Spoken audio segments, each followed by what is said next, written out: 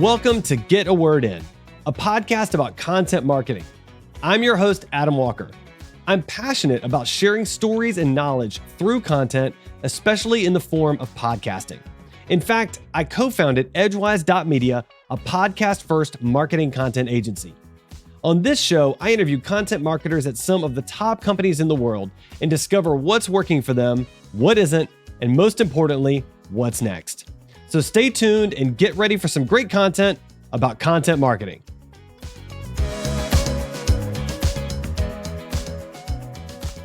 Joining me on the show today is Stacey Tank from Heineken. Stacey, welcome to the show. Hey, great to be with you, Adam. Thanks for having me. I'm really excited about this conversation, but let's start with you. So give us the 2-minute flyover, who you are, what you're about, what's your background, and what do you do at Heineken? Absolutely. So I'm here in the Netherlands, and it's the afternoon, and the sun goes down around 3:30. So it might even get dark during our conversation. I'm a Heineken boomerang. So I came back to the company in 2020. I joined originally in 2012. And in the middle, I was working for Home Depot, leading their Home Depot interiors, Home Depot exteriors, and Home Depot measurement services businesses. I spent the first 10 years of my career at General Electric, working in finance and audit and marketing communications.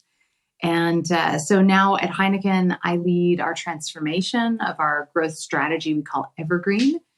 And we co-created that growth strategy. When I joined, we had a new CEO. 9 of 11 executive committee members were new in 2020, and we co-created Evergreen, and now we're operationalizing Evergreen.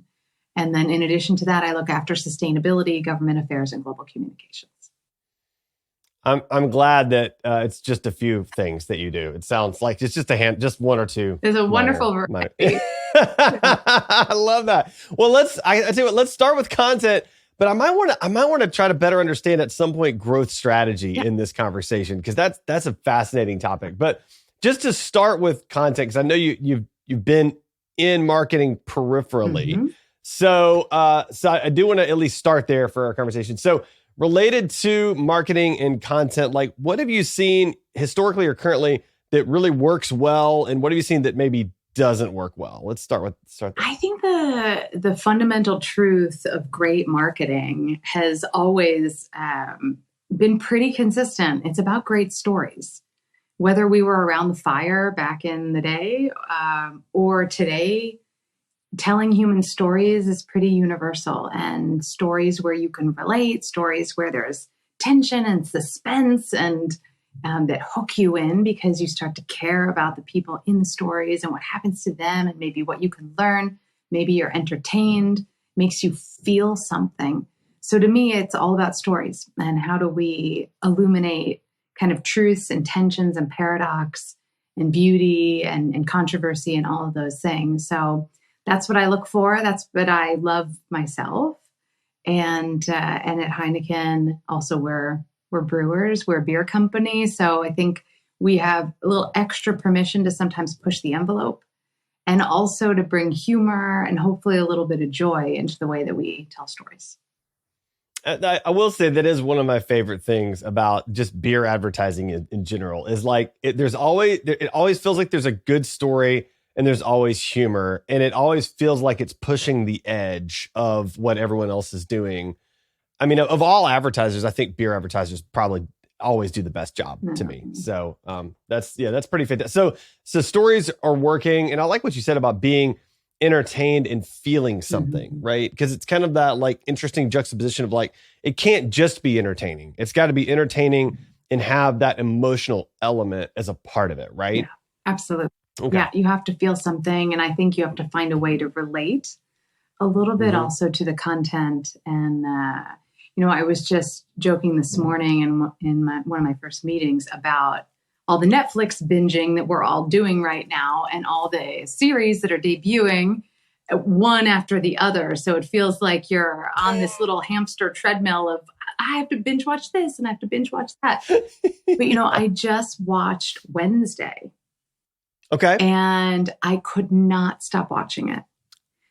Oh, really? Okay. The story just hooks you. It's unexpected. There's this character who you shouldn't like, but you end up really liking and rooting for her. And You have Tim Burton and all of his magical ways of telling these dark but deeply human, or in this case, I guess they're not all human. You have some vampires, some werewolves and things, but anyway, it's just such a wonderful display of storytelling. So it was inspiring me.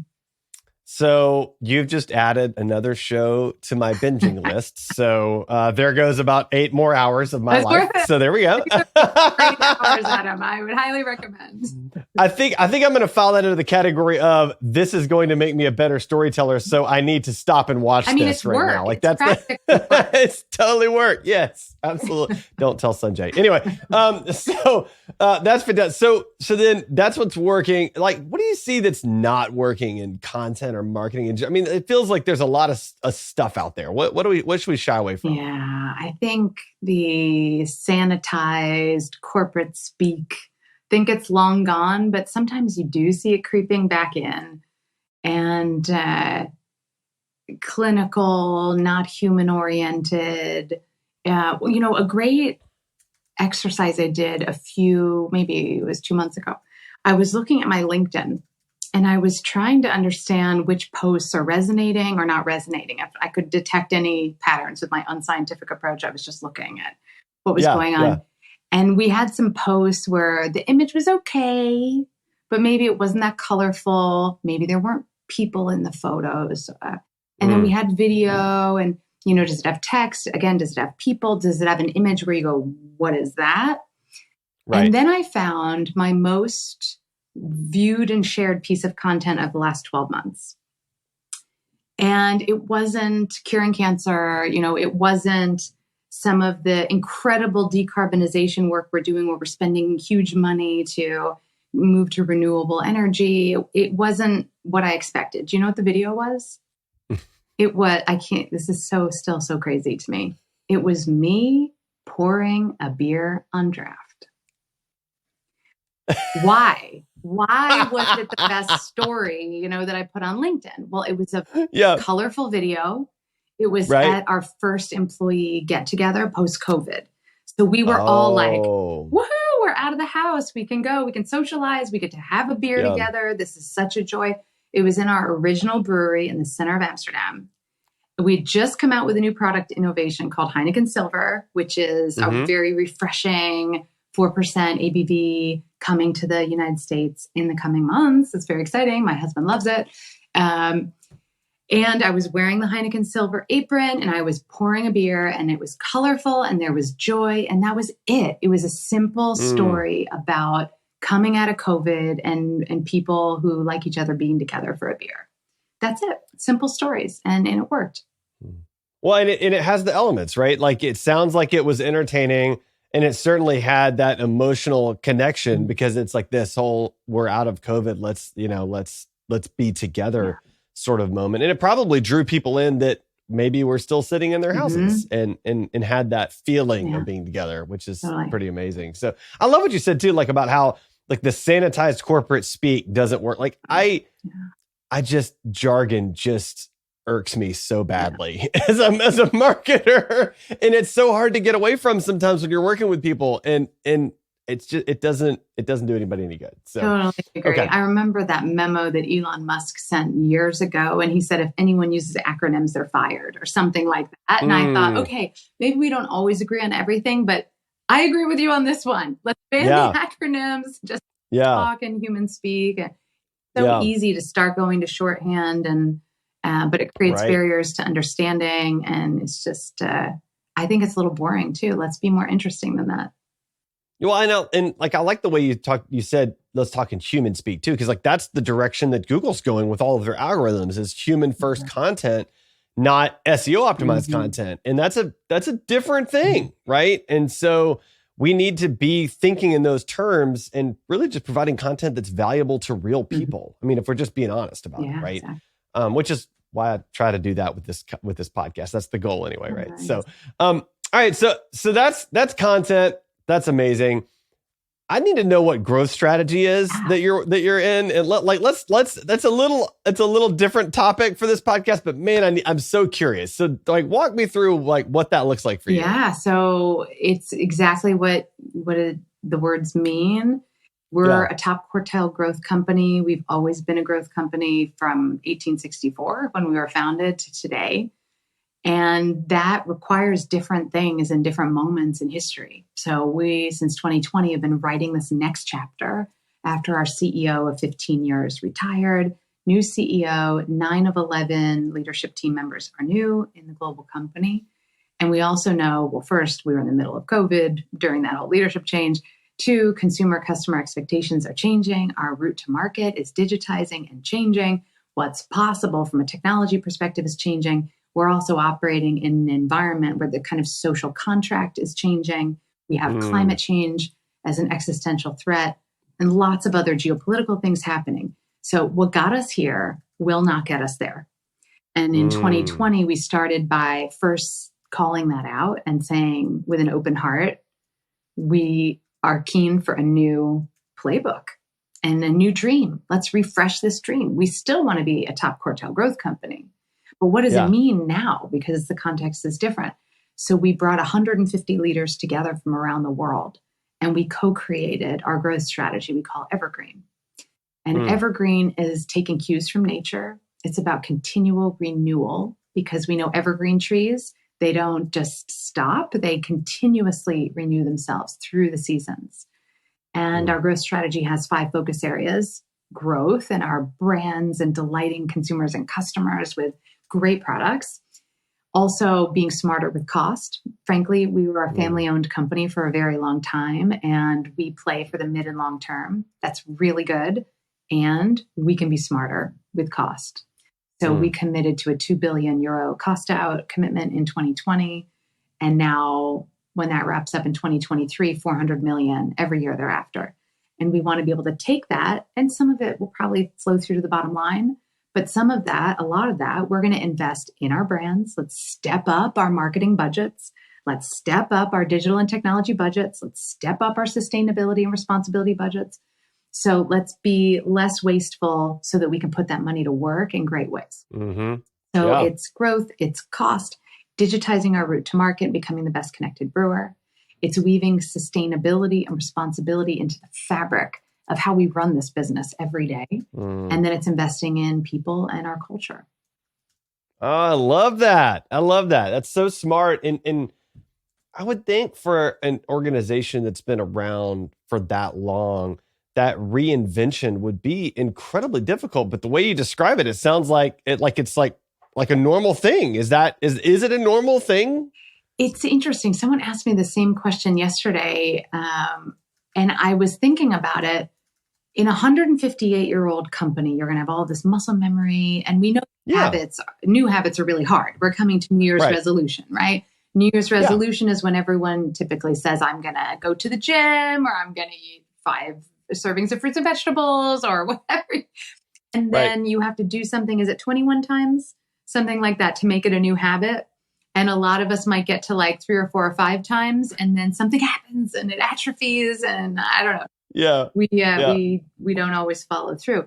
So when you're a 158-year-old company, you have a lot of muscle memory in the way that you've done things in the past. But with that said, because of COVID, because of the war in Ukraine, because of the economic context, the geopolitical context, the gas crisis that we have, the input cost inflation, the supply chain disruption, all of these things, people, in my experience, are much more open to saying, we need to think about how to navigate this differently. And what we did before, well, we didn't have a pandemic, and we didn't have geopolitical crisis, and we didn't have a war, and we, could pay our gas bills and all those things. So folks are more open.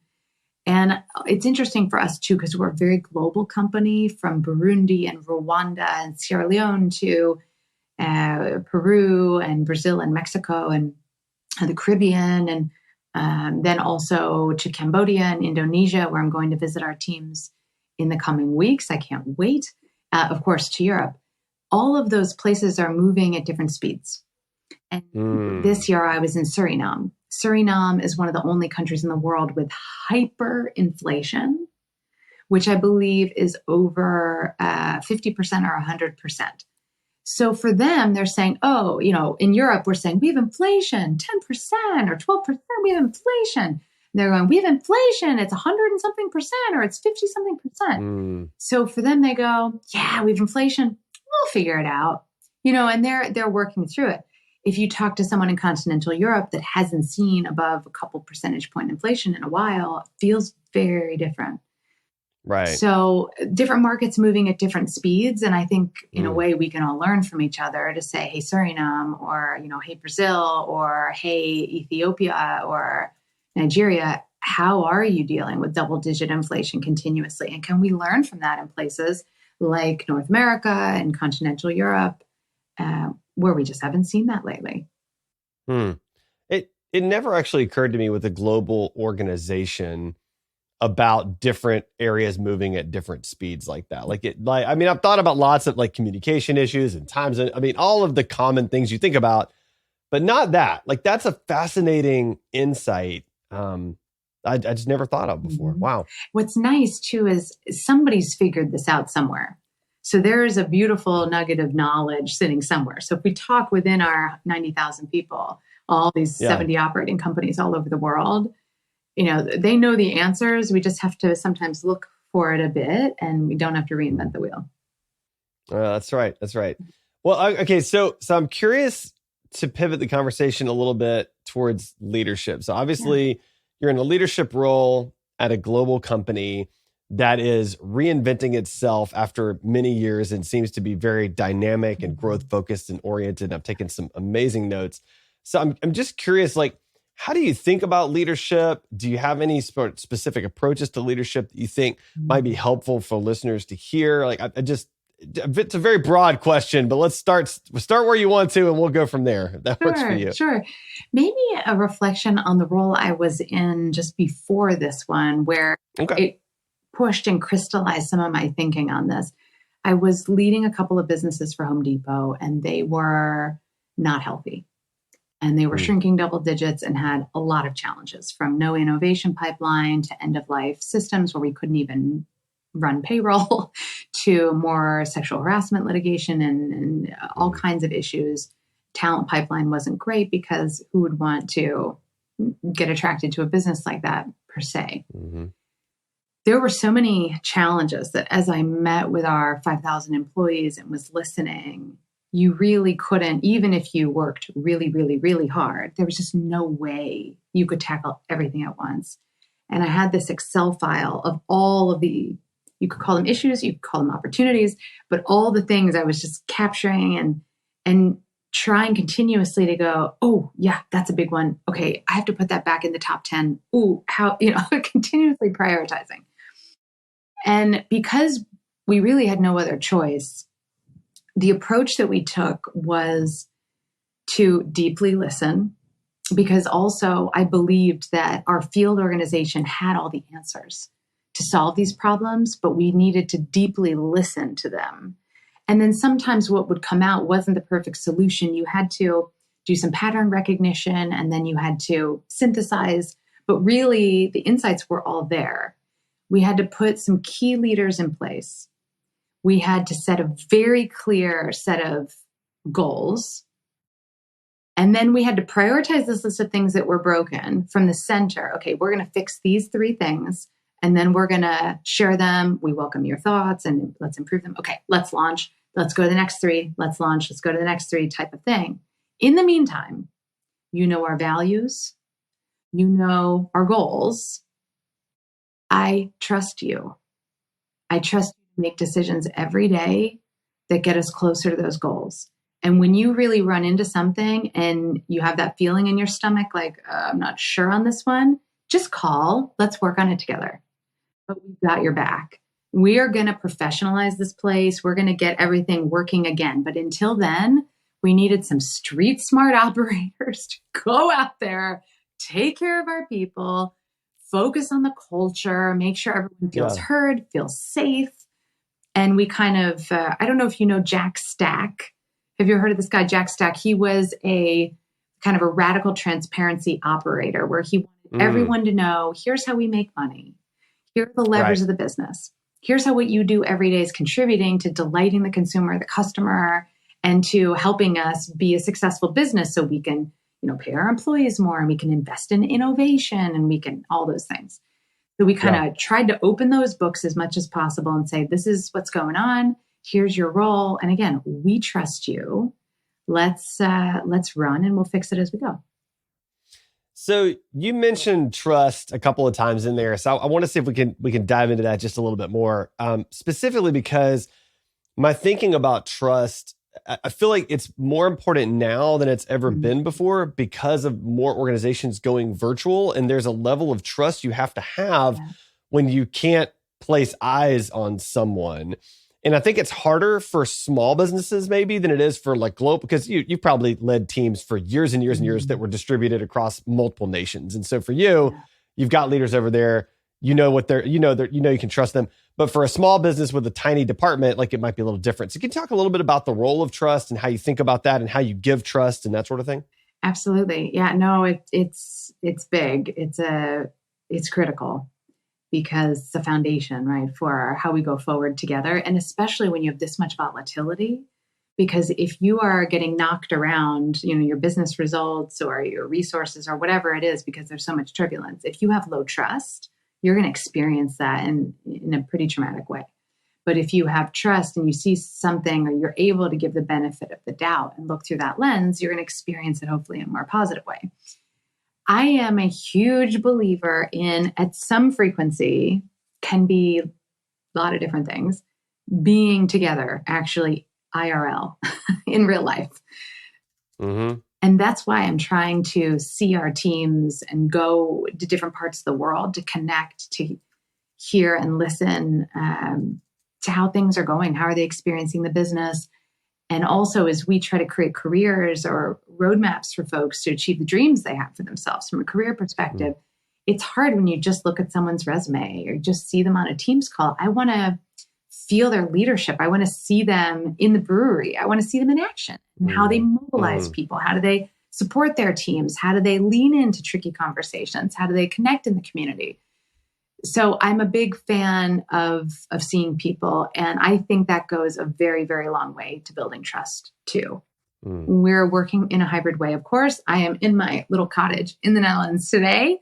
And a lot of the time I'm in our office in Amsterdam. We have our intact teams pick one day a week where everyone comes in. And that's the day they do their team meetings, that they plan so they can maximize that time together in person. And then they pick up 2 other days where they come into the office whenever they want. And then 2 days when they work remotely. No one is tracking this. No one's auditing it. Everyone's a grown up. So we say rule of thumb 3 days in, but they could be traveling. They could need to be home all 5 days because their furnace broke. I mean, it doesn't matter. But what does matter is we want to be together sometimes and we want to connect with each other. And my desk is right by our coffee machine. And it's such a cliche, but around the, coffee talk or whatever, but I see people now coming back and they're getting a coffee but also the printer is right there. So it's this like beautiful little hub of activity and people are connecting personally, but they are talking about work. Like, oh, by the way, I'm kind of embarrassed to say, but like, did you think that meeting went well? And did I say something wrong? Or did you like that idea? Or there's so much just adjusting and building, and for new joiners and for early career people, it's just critical. If I think about the beginning of my career and how I learned, it was by being in earshot when someone was on the phone having a hard conversation and I would hear it and go, oh, wow, that's how you do that. Ooh, that was a dicey one, but that was a good skill. And then they bridged here, bridged there, or you're sitting there and someone sees you and they say, hey, do you want to come along to this thing? And you can just, listen in on this discussion, or we're looking at this new whatever project acquisition, whatever it is. So I learned a lot that way. And I think trust at the end is also about say-do ratio. So you got to do what you say. And if you can't do what you say, you got to call it out and say, I know I said I would do this. I can't do that right now, or I'm late, and here's why. So some of it is just making sure you live up to what you're saying you'll do to contribute. I You said that as if like that's just a common phrase, but I don't think I've ever heard say-do ratio before personally. So like, that's kind of brilliant. I really like that a lot. It is not a Stacy original.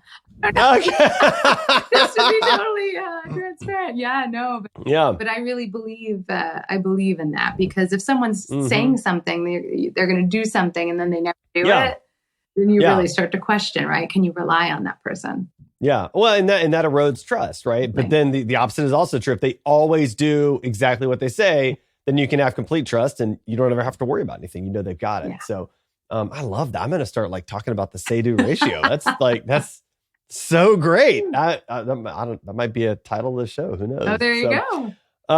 Well, Stacy, this has been so good. I want to see if I can wrap us up here. And what I'd like to do, if you don't mind, is I'm just going to recap my notes for our listeners if they want kind of a quick hits from this conversation. And then at the end of that, I'd love for you to just chime in with any updates or any final thoughts or anything like that, if that's all right with you. Sounds great.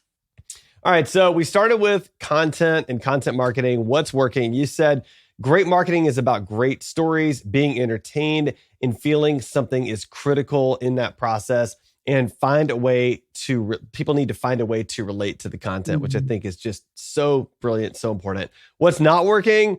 You said what might be one of my favorite answers, which is sanitized corporate speak doesn't work. Clinical, non-human oriented content doesn't work. And to that, I just say, yes, let's get rid of all of that.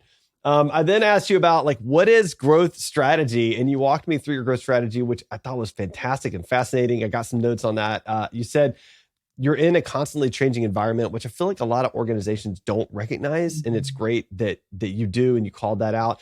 And you said, what got us here will not get us there, which is so insightful. You mentioned that your growth strat plan is called Evergreen. I think it has 5 components: growth, smart with cost, digitizing route to market, weave sustainability into everything, and support your people, which I love that. So great. And you mentioned that different markets move at different speeds, which for someone that has not led a global team, I found that to be profoundly insightful, and I really appreciated that. Then we talked about leadership. You said deeply listen, believing that the team has the answers and the insights needed to solve the problems, which I think is so smart. And too many leaders think that they have the insights to solve the problem. Yeah. And it's so refreshing to hear a leader say, like, the team has the insights. We just have to find them in the team. That's so good. You said put key leaders in the right places, set clear goals, and trust your people to make decisions based on the company values. And then we talked about trust, because that's so key and such a hot topic right now. You mentioned that low trust can lead to trauma. Being together in real life is important to connect, listen, and see them in action. You mentioned that having you have your team come into the office once a week. You said, quote, everyone is a grown-up, which I feel like too many leaders forget that somehow. But yes, we can drive and we have like cars and houses and stuff. Like, we can function as individuals, you know? Yeah.